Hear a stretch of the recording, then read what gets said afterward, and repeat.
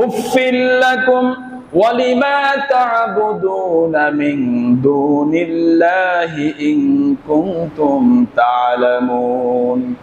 তোমাদের জন্য ধিক, এবং তোমরা আল্লাহর পরিবর্তে যে সমস্ত দেব দেবীর ইবাদত করো, উপাসনা করো, সেই সমস্ত দেব দেবীর প্রতিও শতবার ধিক্কার জানাই। তোমরা কি এখনো বুঝতে পারো না? এখনো কি তোমরা বুঝবে না যে এই সমস্ত মূর্তির কোনো ক্ষমতা নাই, ভালো মন্দের কোনো ক্ষমতা নাই? এই সমস্ত মূর্তি তোমরা নিজ হাতে বানিয়েছো। এই সমস্ত মূর্তি কখনো মানুষের প্রভু হতে পারে না, ইলাহ হতে পারে না। এখন কি তোমরা বুঝবে না? ইব্রাহিম আলাইহিস সালাম যখন তার জাতিকে এইরকম মূর্তি যে মিথ্যা সেটা প্রমাণ করলেন এবং এক আল্লাহর দিকে আহ্বান করলেন, তখন সেই সমাজের নেতারা এবং ধর্মীয় নেতারা বলল, আলু হাররিকুহু ওয়াসরু আলিহাতাকুম ইন কুনতুম ফাইলিন।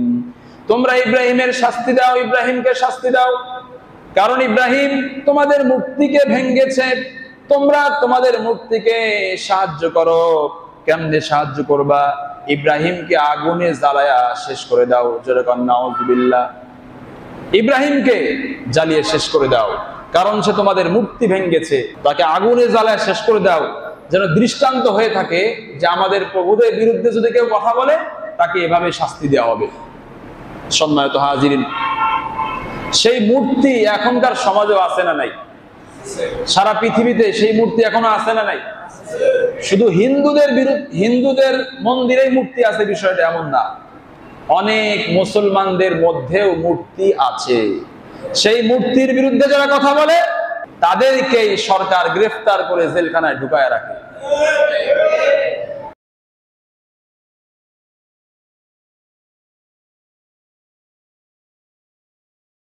সম্মানিত হাজিরিন, আজকে জিলকদ মাসের কয় তারিখ? আগামীকাল জিলহজ মাসের 1 তারিখ। জিলহজ মাস এতটা দামি, রাসূল করিম সাল্লাল্লাহু আলাইহি ওয়াসাল্লাম বলেন, মিন আইয়ামিন আল আমালুস সালিহু ফিহা আহাব্বু ইলাল্লাহ মিন হাযিহিল আইয়াম। আল্লাহ তাআলার কাছে এই 10 দিনের ইবাদত, যত ইবাদত বندگی আছে সব ইবাদত থেকে উত্তম।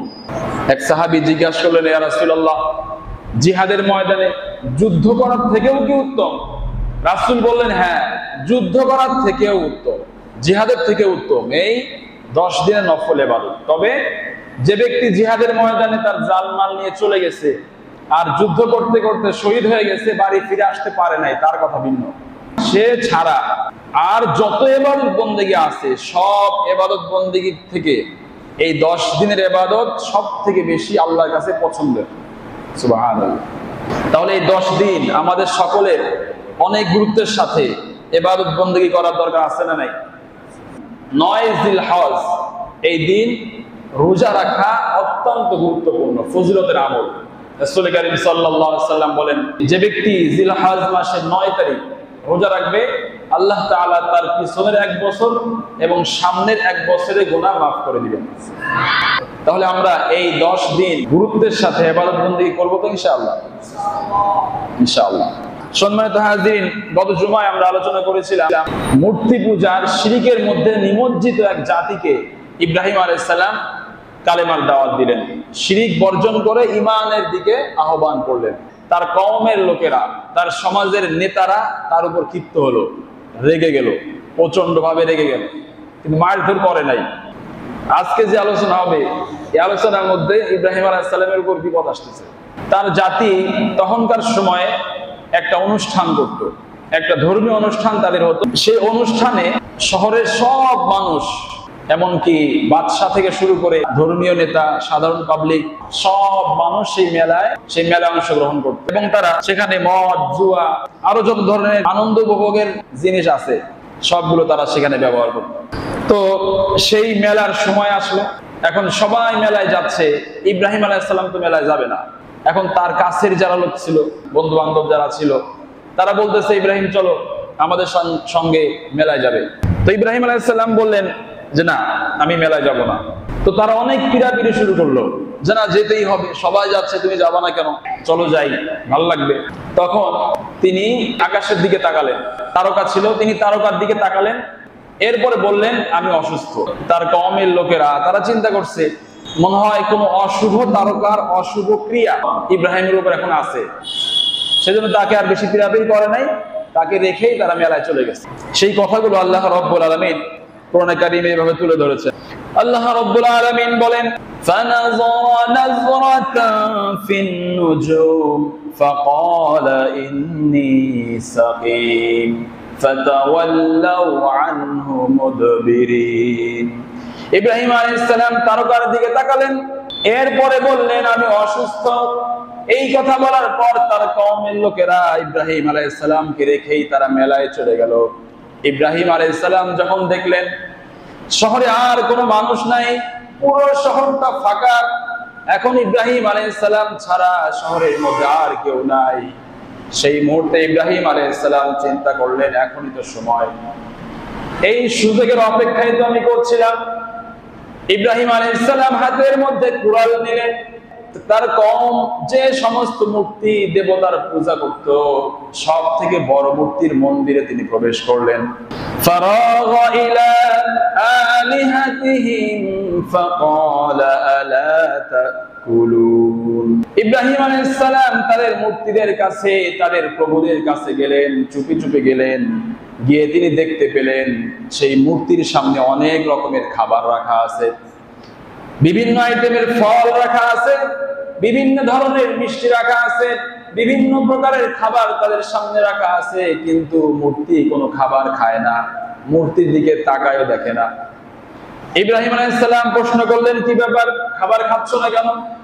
সব খাবার তো তোমাদের জন্যই রাখা হয়েছে, এত খাবার তোমাদের সামনে রাখা হয়েছে, খাবার নষ্ট হয়ে যাচ্ছে, এগুলো তোমরা খাও না কেন?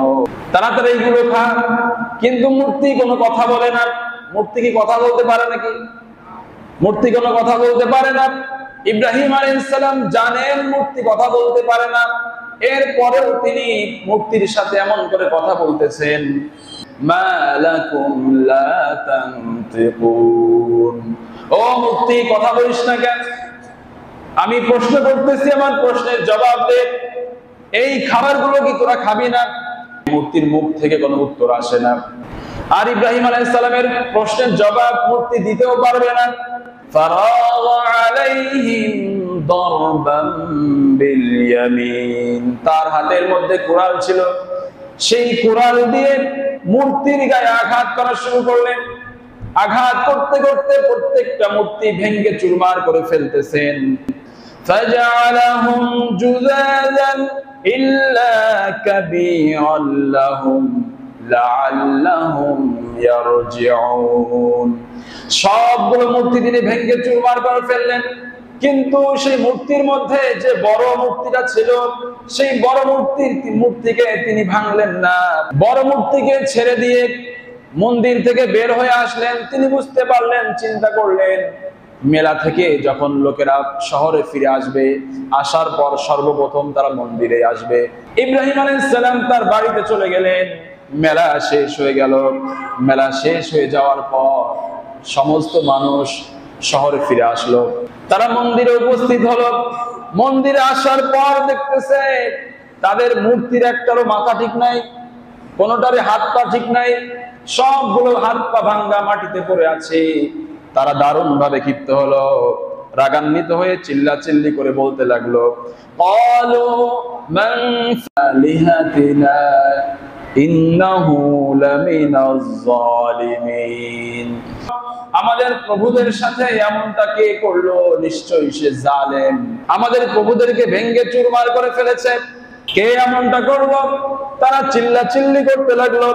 এমন সময় কয়েকজন লোক বলতে লাগলো, ক্বালু সামি'না ফাতান ইয়াযকুরুহুম ইউকালু লাহু ইব্রাহিম। ইব্রাহিম নামক এক যুবককে আমাদের মূর্তির বিরুদ্ধে ষড়যন্ত্র করতে শুনেছিলাম, সেই মনে হয় আমাদের মূর্তিকে ভেঙে ফেলেছে। ওই যে প্রথম দিন ইব্রাহিম আলাইহিস সালাম তার কওমকে কালেমার দাওয়াত দিয়েছিলেন, প্রথম দিন যেদিন ইব্রাহিম আলাইহিস সালাম তার জাতিকে কালেমার দাওয়াত দিয়েছিলেন, মূর্তি বর্জন করার দাওয়াত দিয়েছিলেন, সেই দিন তার জাতির লোকেরা ইব্রাহিম আলাইহিস সালামের প্রতি অসন্তুষ্ট হয়েছিল, গালমন্দ করেছিল। এরপর ইব্রাহিম আলাইহিস সালামকে গালমন্দ করতে করতে তারা বাড়িতে চলে গেল। ইব্রাহিম আলাইহিস সালাম তখন একটা কথা বলেছিলেন, তিনি আস্তে আস্তে নিজে নিজেই কথাটা বলেছিলেন, কাউকে শোনানোর জন্য বলেন নাই। ওয়াতাল্লাহি লাআকিদান্না আসনামাকুম বা'দা আন তুওয়াল্লু মুদবিরিন। তোমরা বাড়িতে যাচ্ছ, চলে যাও, কোনো সমস্যা নাই। তোমাদের মূর্তির ব্যাপারে এমন সিদ্ধান্ত নেব, মূর্তির সাথে আমি এমন আচরণ করব, তোমরা সবাই বুঝতে পারবা তোমাদের ওই সমস্ত মূর্তি একটাও সত্য না, সব মিথ্যা প্রভু। এটা তোমরা তখন বুঝতে পারবা। ইব্রাহিম আলাইহিস সালাম যখন এই কথাগুলো নিজে নিজেই বলতেছিলেন, তখন তার পাশে কয়েকজন লোক তার কথাগুলো শুনে ফেলেছিল, তখন কিছু বলে নাই, কিন্তু তাদের স্মরণ হয়ে গেল ইব্রাহিম তো এই কথাটা বলেছিল। যখন ওই লোকেরা বলে ফেললো ইব্রাহিম নামক এক যুবক আমাদের মূর্তিকে ভেঙে ফেলেছে, তখন সমাজের নেতারা বলল, ক্বালু ফাতু বিহি আলা আয়ুনিন নাসি লাআল্লাহুম ইয়াশহাদুন। সমাজের লোকেরা বলল, ইব্রাহিমকে জনসম্মুখে হাজির করো, সবার সামনে ইব্রাহিমকে নিয়ে আসো, সবার সামনে ইব্রাহিমকে জিজ্ঞাসাবাদ করা হবে, ইব্রাহিম কেন আমাদের মূর্তিকে ভাঙলো, সবাই যেন জানতে পারে ইব্রাহিম এই কাজটা করেছে, এবং তখন আমরা একটা সিদ্ধান্ত নেব ইব্রাহিমের ব্যাপারে।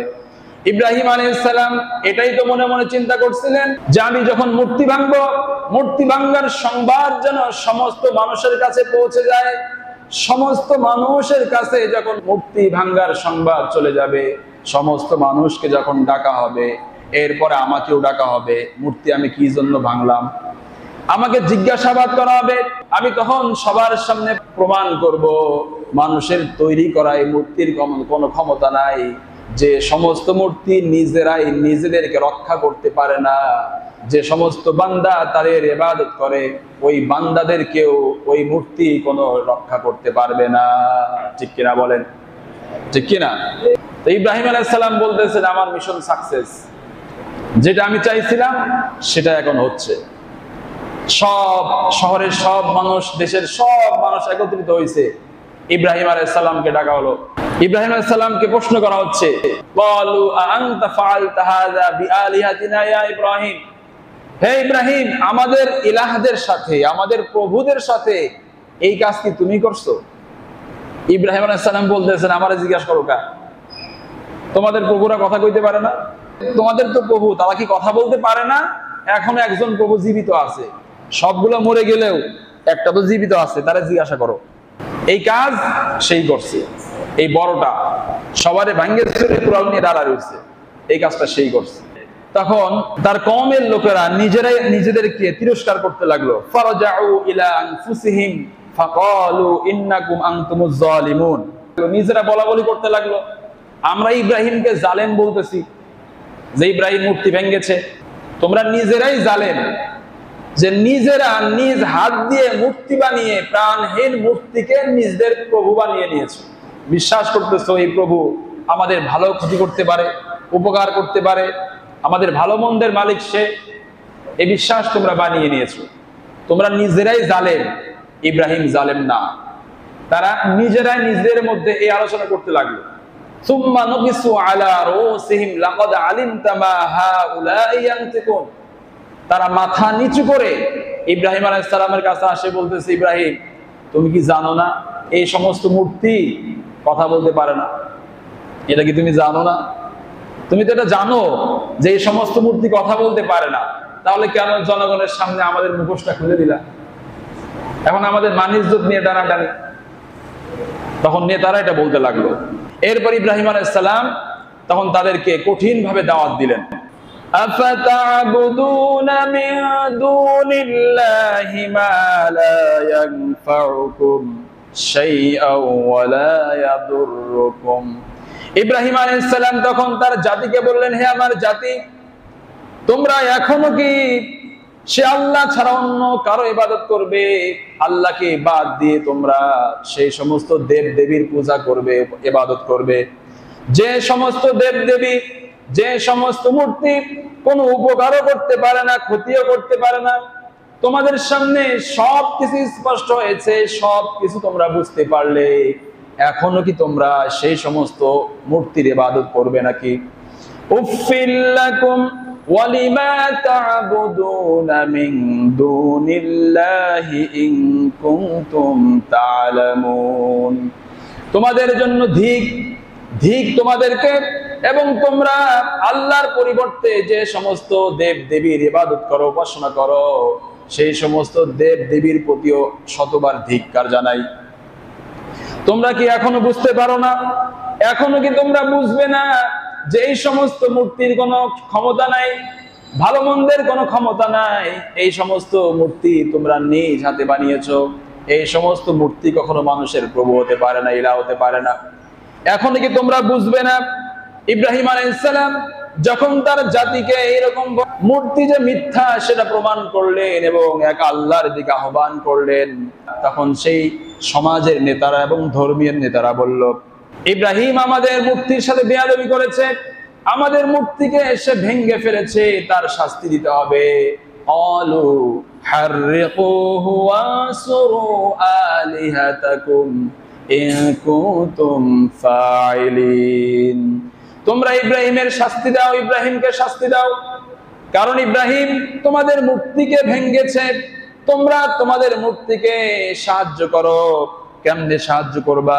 ইব্রাহিমকে আগুনে জ্বালায়া শেষ করে দাও। যেরকম নাউজুবিল্লাহ, ইব্রাহিমকে জ্বালিয়ে শেষ করে দাও, কারণ সে তোমাদের মূর্তি ভেঙেছে। তাকে আগুনে জ্বালায়া শেষ করে দাও, যেন দৃষ্টান্ত হয়ে থাকে যে আমাদের প্রভুদের বিরুদ্ধে যদি কেউ কথা বলে তাকে এভাবে শাস্তি দেওয়া হবে। সম্মানিত হাজিরিন, সেই মূর্তি এখনকার সমাজেও আছে না নাই? সারা পৃথিবীতে সেই মূর্তি এখনো আছে না নাই?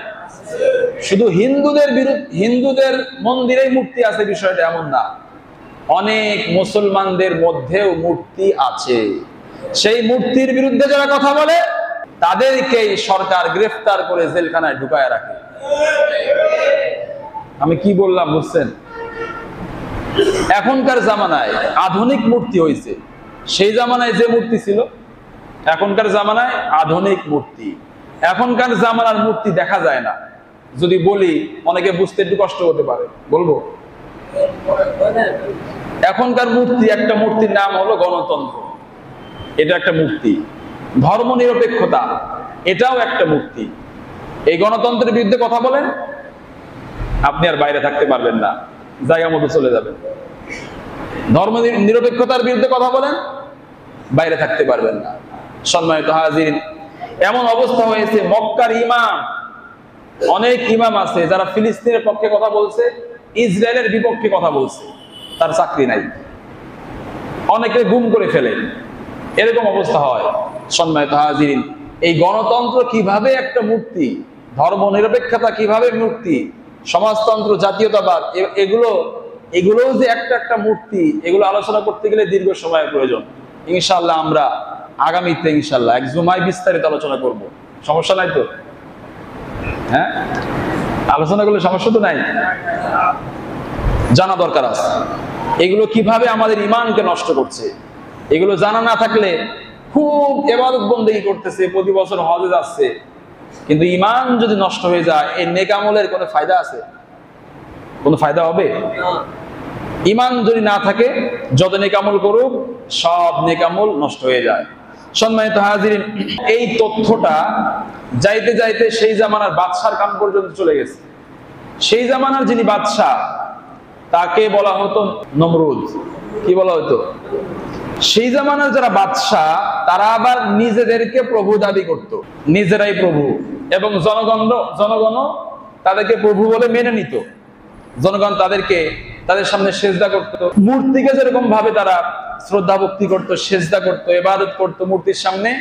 যখন সেই বাদশার কাছে এই সংবাদ চলে গেছে যে ইব্রাহিম নামে এক যুবক, সে আমাদের বাপ দাদাদের ধর্মের যে রীতিনীতি আছে, সে মূর্তিকে সে ভেঙ্গেছে, সে বলে যে মূর্তি কোনো খোদা না, খোদা হচ্ছে আসমান জমিনের সৃষ্টিকর্তা। এখন সে চিন্তা করতেছে ঘটনা কি, এই যুবক যেরকম ভাবে দাওয়াত দেওয়া শুরু করছে, মনে হচ্ছে সে নবী সুলভ দাওয়াত দিচ্ছে, এটা নবীদের কাজ। যত ভণ্ড হোক, সে বোঝে যে আমি ভণ্ডামি করতেছি, জানে বুঝেই করে, না বুঝে কিন্তু করে না। এখন সে চিন্তা করতেছে, এখন মূর্তির বিরুদ্ধে কথা বলতেছে, কয়েকদিন পরে তো আমার বিরুদ্ধে কথা বলা শুরু করবে, আমি তো প্রভু। সে বলবে যে মানুষ তো প্রভু হতে পারে না, বলা শুরু করবে আমার রাজত্ব নিয়ে, তখন টানাটানি। সুতরাং তাকে এক্ষুনি শেষ করে দিতে হবে। তাকে ডাকা হলো। ইব্রাহিম আলাইহিস সালামকে নিয়ে তার জাতির লোকেরা সেই বাদশার দরবারে হাজির হলো। সবাই তার সেই বাদশাকে সেজদা করলো। যখন তার সামনে উপস্থিত হয়েছে, সবাই বাদশাকে সেজদা করছে, কিন্তু ইব্রাহিম আলাইহিস সালাম সেজদা করে না। যখন ইব্রাহিম আলাইহিস সালাম সেজদা করলেন না, তখন সেই বাদশা বলল, কি ব্যাপার, সবাই সেজদা করলো আমাকে, তুমি সেজদা করলে না কেন? তুমি কি আমাকে রব হিসাবে স্বীকৃতি দাও না? আমাকে প্রভু হিসাবে কি তুমি মানো না? আমি কি প্রভু নই? ইব্রাহিম আলাইহিস সালাম বললেন, না, মানুষ কোনো মানুষের প্রভু হতে পারে না। তাহলে প্রভুকে? ইব্রাহিম আলাইহিস সালাম বলেন, ইজ ক্বালা ইব্রাহিম রাব্বিয়াল্লাযী ইউহয়ী ওয়া ইউমীত। ইব্রাহিম আলাইহিস সালাম বললেন, আমার রব হচ্ছেন তিনি, যিনি জীবন দান করেন, যিনি মৃত্যু দান করেন, তিনি হচ্ছেন আমার রব। ইব্রাহিম আলাইহিস সালাম কি বললেন? আমার রব হচ্ছেন তিনি, যিনি জীবন দান করেন এবং যিনি মৃত্যু দান করেন। তখন নমরুদ বলতেছে, আনা উহয়ী ওয়া উমীত, আমিও তো জীবন দান করি, আমিও তো মৃত্যু দান করি। কেমন করে আপনি জীবন দান করেন, মৃত্যু দান করেন? সে নির্দেশ দিল, জেলখানা থেকে দুইজন ফাঁসির আসামি ধরে নিয়ে আসো। জেলখানা থেকে দুইজন ফাঁসির আসামি আনা হলো। একজনকে সঙ্গে সঙ্গে জল্লাদকে নির্দেশ দিল যে ওকে হত্যা করো। জল্লাদ এক কোপে তার মাথা দ্বিখণ্ডন করে ফেললো, বললো এই যে আমি মৃত্যু দিলাম। আর একজন ফাঁসির আসামি, যে ফাঁসির আসামি, তার তো মৃত্যুদণ্ড হবে, তার তো বাঁচার কোনো সম্ভাবনা নাই। এখন সে ফাঁসির আসামি, তাকে সে ছেড়ে দিয়েছে, তাকে মুক্তি দিয়ে দিয়েছে। তার মানে ফাঁসির আসামি সে তো মরে যাবে, এখন তারে ছেড়ে দিয়ে বলতেছে এই যে তাকে আমি জীবন দান করলাম। ইব্রাহিম আলাইহিস সালাম কয়, ওরে বলো, আমি কি এটা বুঝাইছি? ইব্রাহিম আলাইহিস সালাম কি এটা বুঝাইছে? জীবন দান করেন, মৃত্যু দান করেন, ইব্রাহিম আলাইহিস সালাম কি এটা বুঝাইছে? তোরে এভাবে হবে না, তোর অন্য কায়দায় সাইজ করতে হবে। ইব্রাহিম আলাইহিস সালাম তখন বললেন, ক্বালা ইব্রাহিমু ফাইন্নাল্লাহা ইয়াতি বিশ-শামসি মিনাল মাশরিক ফাতি বিহা মিনাল মাগরিব। আমার রব হচ্ছেন তিনি, যিনি সূর্যকে পূর্ব দিগন্তে উদিত করেন। তুমি যদি রব হয়ে থাকো, তাহলে এই সূর্যকে পশ্চিম দিক থেকে উদিত করে দেখাও। এটা কি পারবে? ফাবহিতাল্লাযী কাফার। তখন সে নমরুদ লাজবাব হয়ে গেল, একদম লাজবাব, তার মুখে আর কোনো জবাব নেই। এখন অনেকে প্রশ্ন করতে পারে, ইব্রাহিম আলাইহিস সালাম যে বললেন যে আমার রব পূর্ব দিগন্ত থেকে সূর্য উদিত করেন, তুমি পারলে পশ্চিম দিগন্ত থেকে সূর্য উদিত করে দেখাও। নমরুদ যদি তখন বলতো যে ঠিক আছে, তোমার রব তো পূর্ব দিগন্ত থেকে উদিত করে, এখন তুমি পশ্চিম দিক থেকে উদিত করতে বলো। নমরুদ যদি এটা প্রশ্ন করতো, তাহলে কি হইতো? তাহলে কি হইতো? কোন ইব্রাহিম সালাম কি পারতেন না? আবু জাহেল রাসূল কারীম সাল্লাল্লাহু আলাইহি সাল্লামকে বলেছিল যে হে মুহাম্মদ, তুমি যদি নবী হও, সত্যি নবী হও, তাহলে আকাশের চাঁদ দ্বিখণ্ডন করে দেখাতে হবে। রাসূল কারীম সাল্লাল্লাহু আলাইহি সাল্লাম আল্লাহর নির্দেশে হাতের নগের ইশারা করছেন, আকাশের চাঁদ দ্বিখণ্ডন হয়েছে, হয় নাই? তাহলে ইব্রাহিম আলাইহিস সালামও একজন নবী। যখন ইব্রাহিম আলাইহিস সালাম চ্যালেঞ্জ করছে, তখন নমরুদ যদি বলতো যে ঠিক আছে, তোমার রবকে পশ্চিম দিগন্ত থেকে সূর্য উদিত করে দেখাতে বলো, তখন আল্লাহ কি পারতেন না পশ্চিম দিগন্ত থেকে সূর্য উদিত করে দেখাতে? অবশ্যই পারতেন। কিন্তু নমরুদ সে রিস্কে যায় নাই। যদি সে এই প্রশ্ন করে, তাহলে তার মান-ইজ্জতের ব্যাপার চলে আসে। একটা হলো যদি প্রশ্ন করেই বসে, আর যদি ইব্রাহিম সত্যি সত্যি এটা নিয়েই আসে, তাহলে এতক্ষণ পর্যন্ত তার রাজত্ব যেরকম টিকে আছে, জনগণকে বুঝানোর সক্ষম হয়েছে, এই ঘটনা ঘটার পরে আর কেউ তার রব বলে স্বীকার করবে না। সেই জন্য নমরুদ এই রিস্ক না নিয়ে সে বলল কি ওরে নিয়ে যাও, এর সাথে কথা বলে লাভ নাই। সে আমাদের প্রভুদের বাপ দাদা ধর্মকে সে অপমান করছে, সে আমাদের বাপ দাদা ধর্মকে মানে না, সে আমাদের দেবতাদেরকে হত্যা করছে, তাকেও হত্যা করে ফেলো, আগুনে জ্বালিয়ে তাকে শেষ করে ফেলো। নমরুদ তখন এর নির্দেশ দিয়ে দিল। এরপরের ঘটনা আপনারা সবাই জানেন। যে তখন বিশাল বড় অগ্নিকুণ্ড তৈরি করা হলো, যে এত বেশি আগুন সেখানে জ্বালানো হয়েছে যে উপর দিয়ে কোনো পাখি যদি যায় সেই পাখি আর যেতে পারতো না, এত তাপ ছিল, পাখি পর্যন্ত পুড়ে যেত। সে আগুনের মধ্যে ইব্রাহিম আলাইহিস সালামকে ফেলা হবে। জিবরাইল আমিন চলে আসছে যে হে আল্লাহর নবী, এখনই তো আপনাকে আগুনের মধ্যে ফেলা হবে, আপনি আমার কাছে আপনি যদি বলেন তাহলে আমি এই আগুন আমার ডানা দিয়ে এক মুহূর্তের মধ্যে নিভাই দিতে পারি। তো ইব্রাহিম আলাইহিস সালাম বললেন, না, তোমার সাহায্য আমার দরকার নাই, হাসবি আল্লাহু ওয়া নি'মাল ওয়াকিল, আমার জন্য আমার আল্লাহই যথেষ্ট। যখন ইব্রাহিম আলাইহিস সালাম এই কথা বলছে, আমার জন্য আমার আল্লাহই যথেষ্ট, আল্লাহ রাব্বুল আলামিন সঙ্গে সঙ্গে আগুনকে নির্দেশ দিলেন, কুলনা ইয়া নারু কুনি বারদাও ওয়া সালামান আলা ইব্রাহিম, হে আগুন আমার খলিল ইব্রাহিমের জন্য শান্তিদায়ক ঠান্ডা হয়ে যাও। আল্লাহ বলছে ঠান্ডা হতে, আগুন যদি বেশি ঠান্ডা হয়ে যায় তাহলে তার এক বিপদ। এজন্য কি বলছেন, বারদান ওয়া সালামান, ঠান্ডা হবা সহনীয় মাত্রায় ঠান্ডা, এসির মতো দিন হয়ে যায়, ঠান্ডাও না গরমও না, আরামে যেন থাকতে পারে। অনেকে প্রশ্ন করতে পারে, আগুন তো জ্বালায় দেবে, ইব্রাহিমকে আগুন জ্বালালো না কেন? যারা মুমিন তারাই প্রশ্ন করবে না, তারা বলবে আল্লাহ নির্দেশ করছে এই জন্য আগুন জ্বালাইতে পারে নাই। কিন্তু বর্তমান প্রযুক্তি দিয়ে, বিজ্ঞান দিয়ে ওটা প্রমাণ করা যায় আগুন ইচ্ছা করলে সবাই পোড়াইতে পারে না। ফায়ার প্রুফ জ্যাকেট আছে না, জামা আছে না, যেগুলো পরে যদি আগুনের মধ্যে যায়, যারা ফায়ার সার্ভিসের কর্মী আছে, আগুনের মধ্যে গেলেও তাদেরকে পুরায় না, আছে না এরকম জ্যাকেট? তো এখনকার প্রযুক্তি দিয়ে এটা প্রমাণ করা সম্ভব যে ইচ্ছা করলে আগুন থেকে বাঁচা যায়। তো ইব্রাহিম আলাইহিস সালামকে আল্লাহ রাব্বুল আলামিন এরকম ভাবে হেফাজত করলেন। 40 দিন পর্যন্ত ইব্রাহিম আলাইহিস সালাম সে আগুনের মধ্যে থাকলেন। যখন নমরুদ দেখে কি ব্যাপার, ঘটনা কি, এত প্রজ্বলিত আগুন, এত কঠিন আগুন, আগুনের মধ্যে ইব্রাহিমকে ফেললাম, আগুন জ্বালায় না কেন, ঘটনা কি?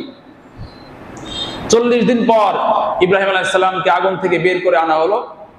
তারপরেও, এত বড় নিদর্শন দেখার পরেও তার জাতির লোকেরা ঈমান আনে নাই। নাউযুবিল্লাহ। তাহলে কি ভয়ঙ্কর কঠিন হৃদয় ছিল তাদের, এত বড় বড় নিদর্শন দেখলো, এরপরেও তারা বুঝলো, বুঝার পরেও তারা ঈমান আনে নাই। ঈমান দেওয়ার মালিক কে? আল্লাহ পাক যাকে চাবেন কেবলমাত্র সেই ঈমান পাবে। সম্মানিত হাজিরিন, ইব্রাহিম আলাইহিস সালাম অগ্নিকুণ্ড থেকে বের হওয়ার পর আর সেখানে থাকেন নাই। তিনি যে দেশে জন্মগ্রহণ করেছিলেন সেটা হলো ইরাকে, বাবেল শহরে। সেখান থেকে তিনি সপরিবারে চলে গেলেন ফিলিস্তিনে, তারপরে গেলেন মক্কায়। ইনশাআল্লাহ আগামী জুমায় এই বাকি ঘটনাগুলো বলে ইনশাআল্লাহ আমরা আলোচনা শেষ করব।